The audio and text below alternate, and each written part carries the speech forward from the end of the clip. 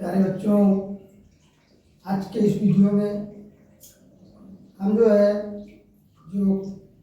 9th class से 12th की class तक पढ़ने वाले स्टूडेंट हैं, इंग्लिश ग्रामर के अंतर्गत उनके लिए आज की इस क्लास में active voice and passive voice के विषय में हम चर्चा करेंगे। आज के इस वीडियो में आपको active voice and passive voice के विषय में बताने वाले हैं। तो जो भी स्टूडेंट यानी 9th क्लास से लेकर के 12th क्लास तक, या यूँ कह लीजिए 6th क्लास से 12th क्लास के स्टूडेंट के लिए ये जो वीडियो है, आज का जो वीडियो है मोस्ट इम्पॉर्टेंट है, वेरी मोस्ट इम्पॉर्टेंट टॉपिक है active voice and passive voice. Active voice and passive voice को समझने के लिए सबसे पहले जो इंग्लिश ग्रामर में टेंस होते हैं, टेंस को जानना बहुत ही आवश्यक होता है। हमने पिछले वीडियो में टेंस पर चर्चा की थी और आज की इस वीडियो में हम जो है active voice and passive voice पर चर्चा करेंगे। Active voice and passive voice को आपको बताने वाले हैं। तो चलिए देर न करते हुए शुरुआत करते हैं। इंटरचेंज ऑफ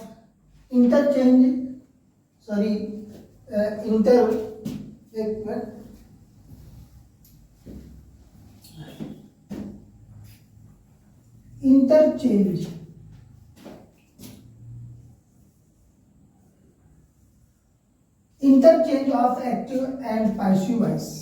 ठीक है, interchange of active and passive voice. Active voice and passive voice है क्या? ये जो है, जो भी इंग्लिश ग्रामर बच्चे इंग्लिश ग्रामर पढ़ते हैं, इंग्लिश ग्रामर का अध्ययन करते हैं, जो भी बच्चे, जो भी स्टूडेंट 9th क्लास में, 10th क्लास में, 11th की क्लास, 12th की क्लास, यानी सभी कक्षाओं में जो है, जो भी स्टूडेंट इंग्लिश सब्जेक्ट को लिए हुए हैं, सब्जेक्ट चुने हुए हैं, उनमें जो है active voice and passive voice जरूर पूछा जाता है, ये 2 नंबर में। तो जो है उस पर आज हम जो है चर्चा करेंगे, पूरी डिटेल के साथ चर्चा करेंगे। और अगर आपने इस वीडियो को अच्छी तरह से देख लिया, पूरा देख लिया, तो आपको जीवन में जो है कभी active voice and passive voice पढ़ने की जरूरत नहीं पड़ेगी, केवल सिर्फ और सिर्फ आपको समझ लेना है। तो देर न करते हुए चलिए शुरुआत करते हैं। Interchange of active voice and passive voice. देखिए यहाँ पर लिखा है कि अंग्रेजी भाषा में वॉइस 2 प्रकार की होती है। अंग्रेजी भाषा में वॉइस 2 प्रकार की होती है। यानी वॉइस का मतलब क्या होता है? आवाज। वॉइस का मतलब आवाज या वाच्य कह लीजिए, वाच्य। देखिए लिखा है क्या? Active voice, passive voice. Active voice, passive voice. Active voice का मतलब क्या होता है? कर्तवाच्य होता है। एक्टिव वॉइस का मतलब क्या होता है? कर्तवाच्य होता है, यानी इसमें कर्ता की प्रधानता होती है। क्या? कर्ता की प्रधानता होती है, यानी कर्ता जो होता है प्रमुख होता है, कर्ता मेन होता है। इसमें एक्टिव वॉइस में, एक्टिव वॉइस में कर्ता की प्रधानता होती है, कर्तवाच्य कहलाता है। और जो पैसिव वॉइस होती है, पैसिव वॉइस में कर्म की प्रधानता होती है। किसकी? कर्म की प्रधानता होती है। ठीक है, ये जो पैसिव वॉइस, इसमें कर्म की प्रधानता होती है, कर्म प्रमुख होता है। ठीक है, कर्म प्रमुख होता है। तो interchange of active voice and passive voice, अंग्रेजी भाषा में वॉइस 2 प्रकार की होती है।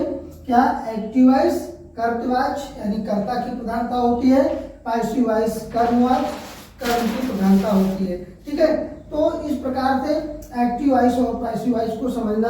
देखिए इसके लिए जो भी टेंस है इंग्लिश ग्रामर में, जो भी टेंस है, यानी 12 टेंस है, और 12 टेंसों की इसके लिए हमें जो है हेल्पिंग वर्ब जरूर पता होनी चाहिए।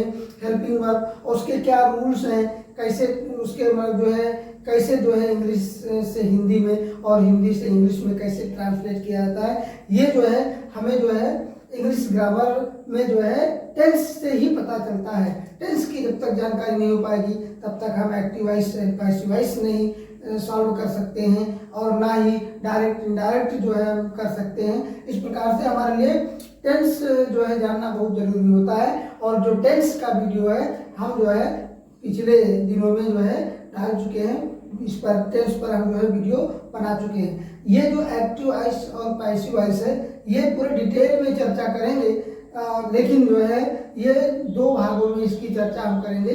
अगर एक में ही करते हैं तो बड़ा लंबा वीडियो हो जाएगा, इसके लिए हम 2 भागों में चर्चा करेंगे। तो आज के इस फर्स्ट पार्ट में यानी पहले पार्ट में हम कुछ चर्चा कर रहे हैं। तो ये active voice and passive voice का क्या है कि अंग्रेजी भाषा में वॉइस 2 प्रकार की होती है। एक तो एक्टिव वॉइस होता है यानी कर्तवाच्य होता है, कर्ता की प्रधानता होती है, और जो पैसिव वॉइस होता है कर्मवाच्य होता है, कर्म की प्रधानता होती है। ठीक है, इसको नोट कर लिया करें आप लोग।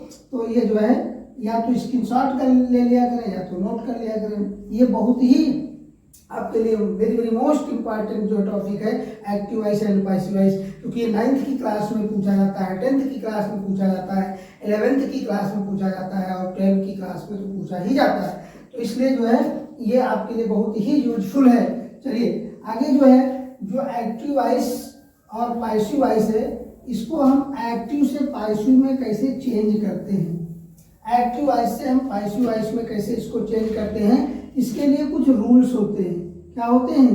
कुछ रूल्स होते हैं जो जानना हमें बहुत जरूरी होता है। कुछ रूल्स होते हैं। तो रूल नंबर 1 है, ठीक है, रूल नंबर 1 है, फर्स्ट क्या है कि एक्टिव वॉइस से पैसिव वॉइस बनाते समय, है ना, चलिए हम लिख देते हैं एक्टिव वॉइस से पैसिव वॉइस बनाते समय, एक्टिव वॉइस से पैसिव वॉइस बनाते समय क्या करते हैं, जो सब्जेक्ट होता है किसका, एक्टिव वॉइस का, है ना, एक्टिव वॉइस के सब्जेक्ट को, एक्टिव वॉइस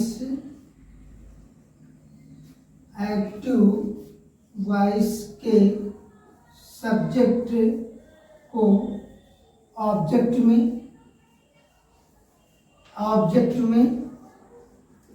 तथा सब्जेक्ट को ऑब्जेक्ट में तथा ऑब्जेक्ट को सब्जेक्ट में बदल देते हैं, सब्जेक्ट में बदल देते हैं। समझिएगा, बहुत सिंपल सा रूल है और एक बार अगर आप इसको ध्यान से पढ़ लेंगे, ध्यान से वीडियो देख लेंगे तो जीवन में कभी आप जो है active voice and passive voice नहीं भूलेंगे। क्या है फर्स्ट रूल, क्या है कि एक्टिव वॉइस से पैसिव वॉइस बनाते समय, एक्टिव वॉइस से पैसिव वॉइस बनाते समय एक्टिव वॉइस के सब्जेक्ट को, जो एक्टिव वॉइस का सब्जेक्ट होगा, एक्टिव वॉइस के सब्जेक्ट को ऑब्जेक्ट में तथा ऑब्जेक्ट को सब्जेक्ट में बदल देते हैं। ठीक है, एक पहला रूल। दूसरा क्या है, एक्टिव वॉइस से पैसिव वॉइस बनाते समय, है ना, रूल नंबर 2। रूल नंबर 2 क्या है, एक्टिव वॉइस से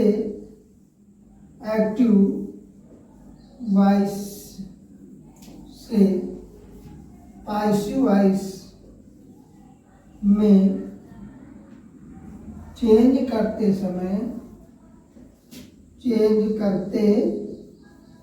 क्या करते हैं, पैसिव वॉइस में क्या होता है, वर्ब की थर्ड फॉर्म का प्रयोग करते समय वर्ब की थर्ड फॉर्म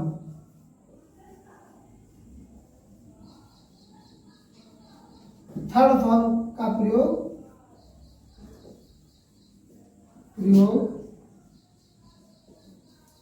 करते हैं, है ना, वर्ब की थर्ड फॉर्म का प्रयोग करते हैं। ठीक है, और क्या करते हैं, रूल नंबर 3 कर लीजिए। रूल नंबर 3 में क्या करते हैं कि ऑब्जेक्ट से पहले